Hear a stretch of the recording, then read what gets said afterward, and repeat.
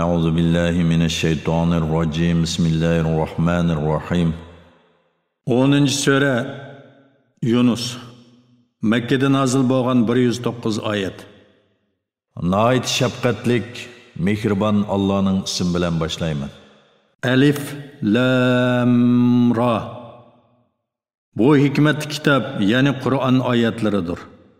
İnsanların biriga yani Muhammed aleyhisselamga İnsanlar yani kafirlarni Allah'ın azabından agahlandırgan müminlerge Parvardigarning dergahida qilgan yaxshi amallari uchun yuqori o'ringa erishadiganliklari bilan xushxabar bergin deb vahiy qilganligimizdan ular ajablanamdi. Kafirlar bu haqiqatan oshkor sehrdir dedi. Shubhisizki sizlarning Parvardigoringlar Allohdir. O insonlarni zaminni 6 kunda yaratdi. Ondan arsh ustida o'ziga loyiq ravishda qaror oldi. Allah xaloyiqning ishlarini o'z hikmatiga muvofiq idora qilib turadi. Qiyomat kuni har qanday shafaat qiluvchi oldi bilan Allohning iznini oladi. Ana shu Allah sizlarning Parvardigoringlardir. Uningga ibodat qilinglar, vaz nasihat olmamsizlar. Qiyomat kuni hammanglar Allohning dargohiga qaytasizlar. Allohning va'dasi haqdir. Shubhisizki maxluqotni dastlabda Alloh yaratgan.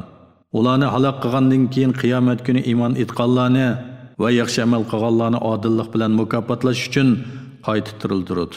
Kafirlarning bo'lsa o'zlarining kufr tufaylidan do'zaxdagi ichimligi qattiq qaynagan suv bo'ladi. Ular qattiq azobga duchor bo'ladi. Alloh quyoshni nur chashquvchi va oyni nurli qilib yaratdi. Yillarning sonini va vaqtlarning hisobini bilishinglar uchun oyga manzillarni, ya'ni burujlarni tayin qildi. Alloh ularni bekor yaratgani yo'q, balki buyuk hikmat va zo'r manfaat uchun yaratdi. Allah oyatlarini qudrati ilohiyatini biladigan va uning hikmatini fikr qiladigan qavm uchun tafsili bayon qiladi. Kecha bilan kunduzning navbatlashib turishida Allah osmonlarda va zaminda yaratgan shaylarda Allohdan qo'rqadigan qavm uchun haqiqatan Allohning borligi va birligini ko'rsatadigan nurg'un alomatlar bor. Shubhisizki biz bilan muloqot bo'lishni umid qilmaydiganlar, dunyo tirikchiligidan bahramand bo'lish bilanlar, rozi bo'lganlar va uning bilan aram topganlar bizning oyatlarimizdan g'ofil bo'lganlar. Ana shularning joyi qilmishlari tufaylidan do'zax bo'ladi. Shubhisizki iymon etganlar va yaxshi amallarni qilganlarni Parvardigori ularning iymoni sababidan ostidan o'stanglar eqib turadigan nozik ne'matli jannatlarga yetaklaydi. Ularning jannatdagi duosi: "Ey Rabbimiz, biz seni pok deb e'tiqod qilamiz" deyishdan iborat. Ularning jannatda bir-biriga beradigan salimi ahli do'zax chekayotgan azobdan aman bo'lg'aysan, ya'ni assalomu alaykum deyishdan iboratdir. Ularning duosining oxiri jimi hamda sana olamlarning Parvardigori Allohga xosdir deyishdan iboratdir. Agar Alloh kishilarga talab qilgan yomonlikni ishga oshirishga, ular talab qilgan yaxshilikni ishga oshirishga oldirgandek oldirsa edi, ularga ajali cho'qim yetgan bo'ladi. Biz bilan muloqot bo'lishni umid qilmaydiganlarni gumrohlikda tangirqab yurishiga qo'yib beramiz. İnsonga biroz ziyon zahmat yetsa, yotsimi, o'ltirsimi, tursimi, uni dafi qilishimizni tilab bizga duo qiladi. Ularga yetgan ziyon zahmatni ko'tarib olsak, go'yo uni ko'tarib etishimizni tilab bizga duo qilmagandek yomon ishni yana davomlashtiradi. Haddidan oshquchilarning qilmishlari ularga shundoq chiroyli ko'rsatildi. Sizlardan ilgirki ummatlar zulm qilganda haqiqatan ularni halok qildik. Ularga payg'ambari ro'shan mo'jizlarni olib kelgan edi. Ular payg'ambarlar olib kelgan mo'jizlarga iymon keltirmadi. Gunohkor qavmni shuningga o'xshash jazolaymiz. Sizlarning qanday qiladiganliklaringizni ko'rish uchun ularni yana o'tgan ummatlarni halok qilgandan keyin ularning o'rniga sizlarni zaminda o'rinbosar qildik.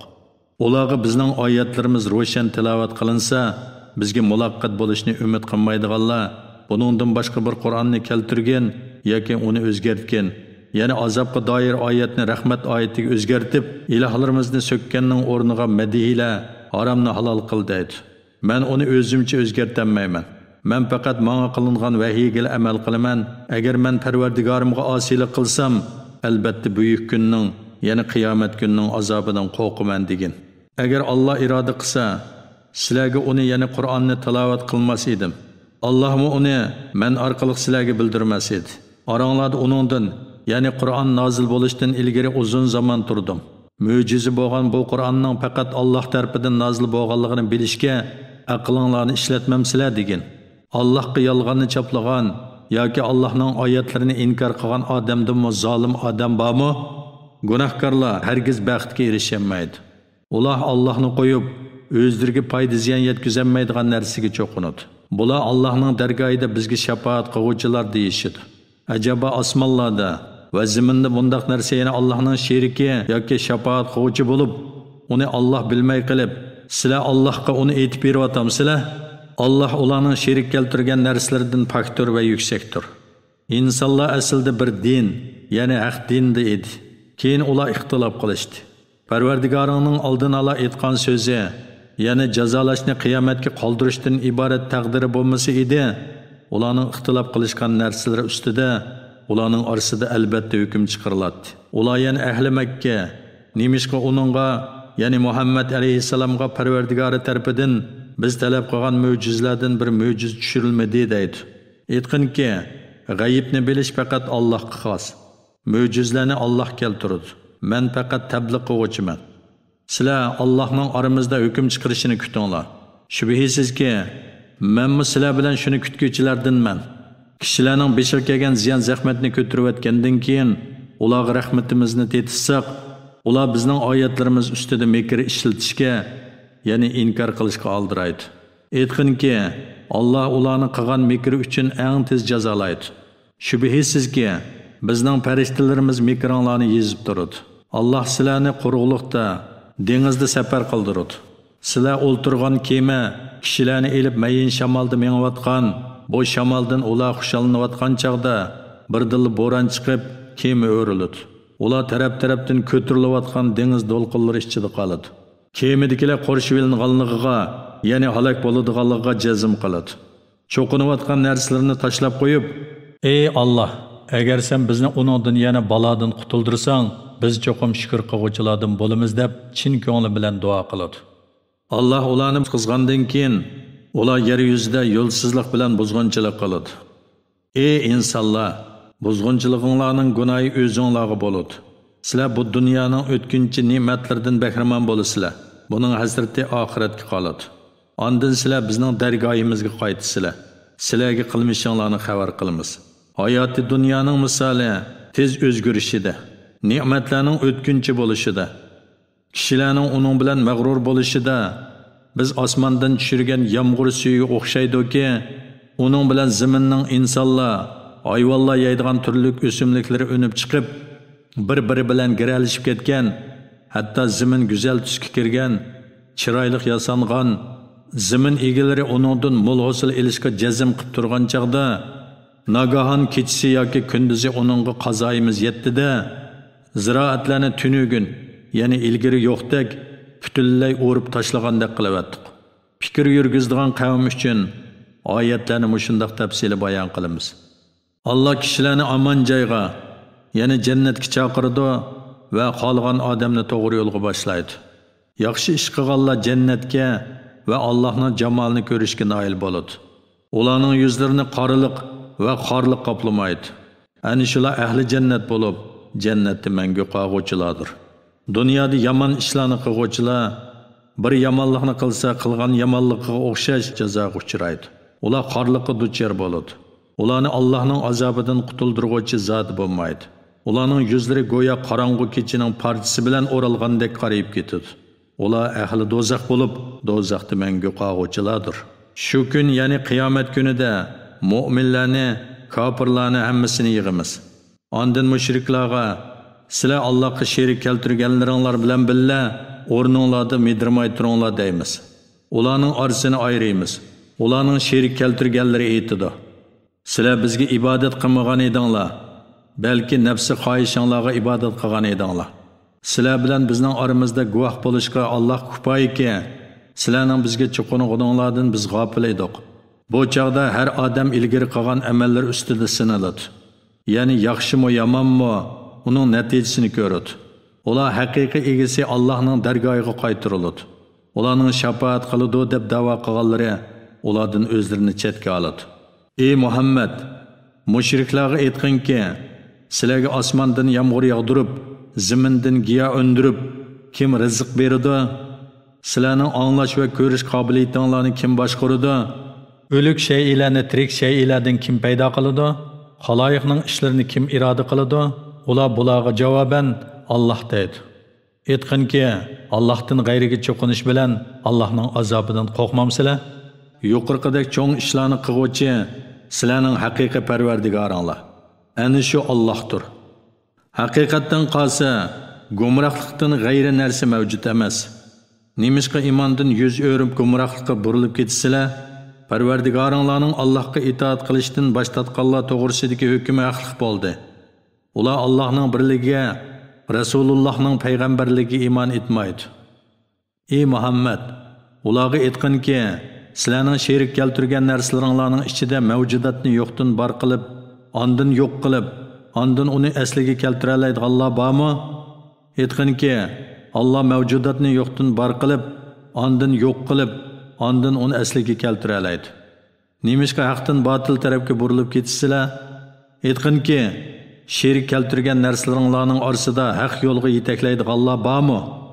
Aytqinki, Allah haq yo'lga yetaklay oladi. Haq yo'lga yetaklay oladigan zotga bo'ysunishga tegishlikmi yoki haq yo'lga yetaklay olmaydigan faqat o'zi boshqalarning yetaklashiga muhtoj bo'lgan narsalarga bo'ysunishga tegishlikmi? Sizlarga nima bo'ldi? Nemishqa mundaq botil hukm chiqarsizlar? Ularning to'lisi faqat farazga tayinadi. Faraz degan haqiqatni isbotlashda haqiqatan hech narsaga yaramaydi. Shubhisizki, Alloh ularning qilmishlarini obdan bilguchidir. Bu Qur'onning Allohdan boshqasi tarafidan vujudga chiqarilishi aqlga sig'maydi. Chunki Qur'onni hech inson ijod qila olmaydi.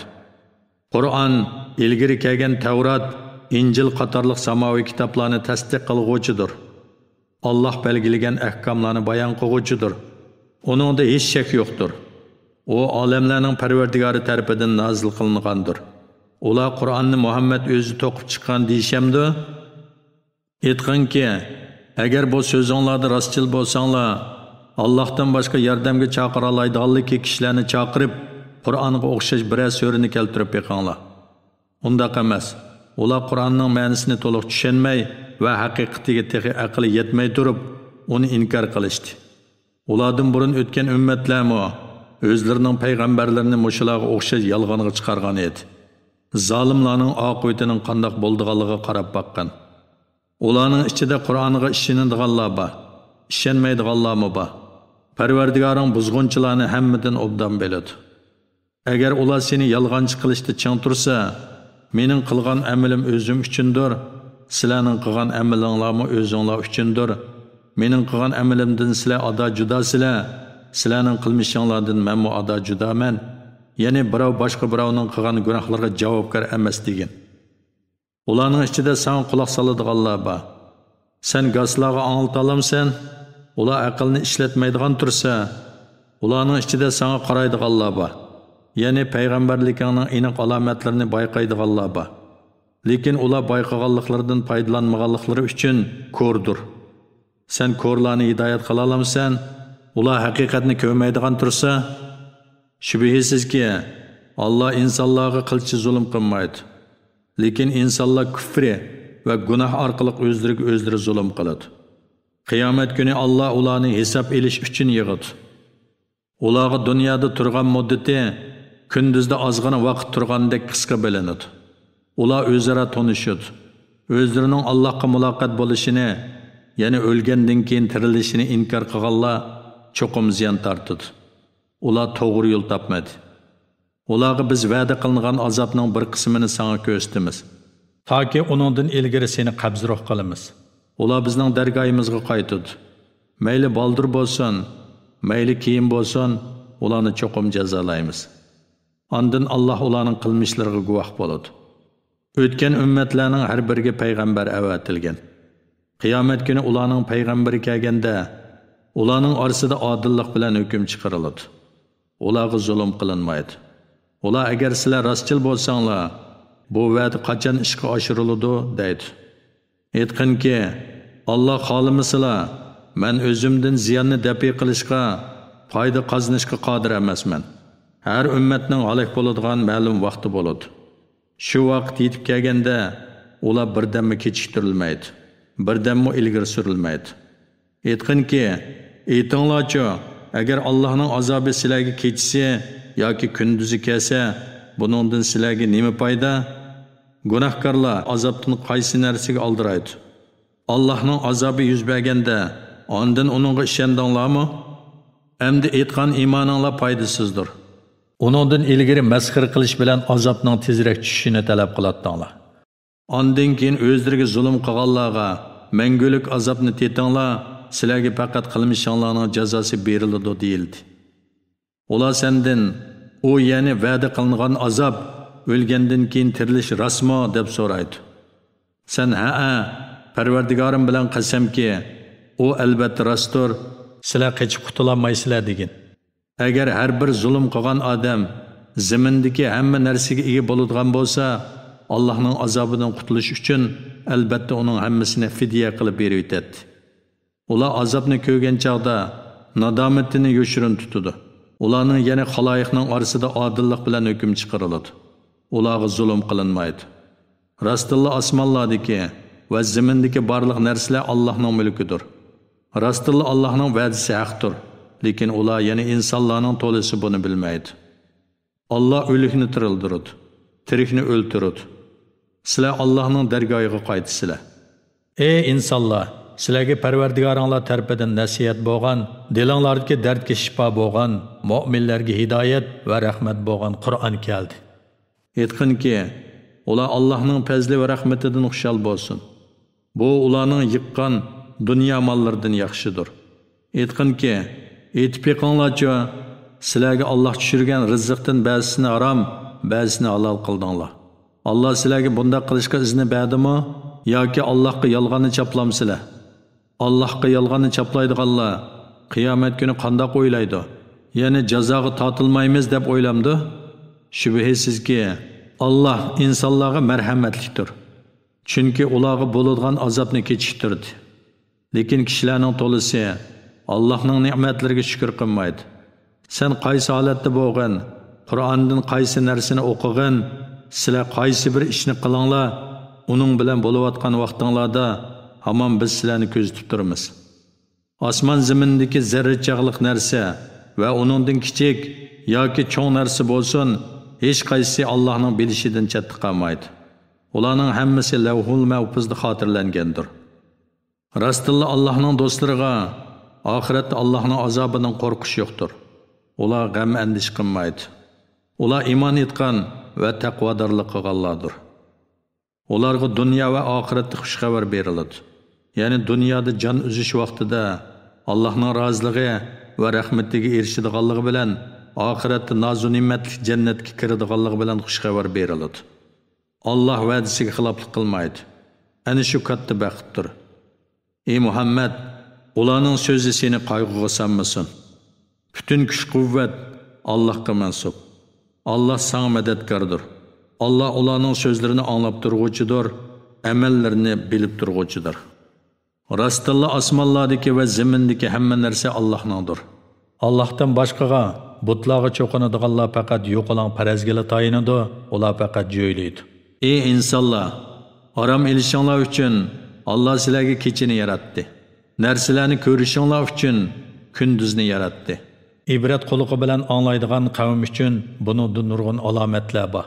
Ular yani kafirlar Allohning bolasi bor deyishdi. Allah buningdan pokdir. Behojatdir. Osmonlardagi zimindagi hamma narsa Allohning mulkidir. Allohning bolasi bor degan bu so'zinglarga hech qanday pokitinglar yo'q. Sizlar bilmaydigan ishlarni yolg'ondan Allohga chaplamsizlar? Ey Muhammad, aytqinki, Allohga yolg'onni chaplaydiganlar haqiqatan nijotlikka erishamaydi. Ular bu dunyodan ozg'in vaqtli bahramon bo'ladi. Ondan ular hisob berish uchun bizning dargohimizga qaytadi. Ondan kafir bo'lganliklari sababidan ularga qattiq azobni tetitimiz. Ularga Nuhning qissasini o'qib bergin. O'z vaqtida Nuh qavmiga: "Ey qavmim, agar sizlarga mening ichinglarda turishim va sizlarga Allohning oyatlarini aslatishim og'ir kelgan bo'lsa, men Allohga tavakkul qildim. Sizlar butlaringlar bilan birlikda meni qaslaydigan ishinglarni qaror qilaveringlar. Ishinglar sizlarga g'uvo bo'lib qolmasin. Ondan meni birdammi kechiktirmay, mening haqqimda xohlaganinglarni ijro qilaveringlar. Agar sizlar mening nasihatimdan yuz o'rsanglar, sizlardan haq so'rg'unim yo'q. Men ajrimni faqat Allohdan so'rayman. Men Allohga bo'ysunuvchilardan bo'lishga buyurildim dedi. Lekin ular Nuhni yolg'onchi qildi. Uni va uning bilan kemada billa bo'g'uvchi mu'minlarni qutqizdik. Ularni yana biz qutqizgan kishilarni g'arq bo'lganlarning o'rinbosari qildik. Bizning mo'jizlarimizni inkor qilganlarni to'pon balasi bilan g'arq qildik. Ey Muhammad, ogohlantiriluvchilar, ya'ni payg'ambarlarni yolg'onchi qilganlarning oqibatining qanday bo'lganligiga qaragan. Nuhdan keyin nurg'un payg'ambarlarni o'zlarining qavmiga avatdik.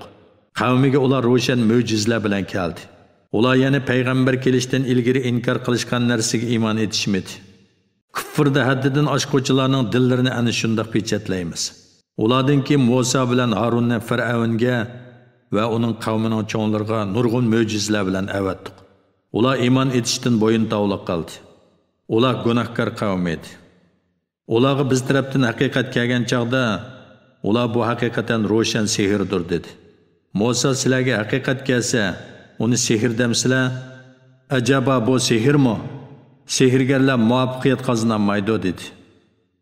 Ular sen bizga ota bo'g'larimizning dinidan bizni voz kechtirish va zimin, ya'ni Misr ziminining saltanatini ishkonlarning qilib olish uchun keldingmi?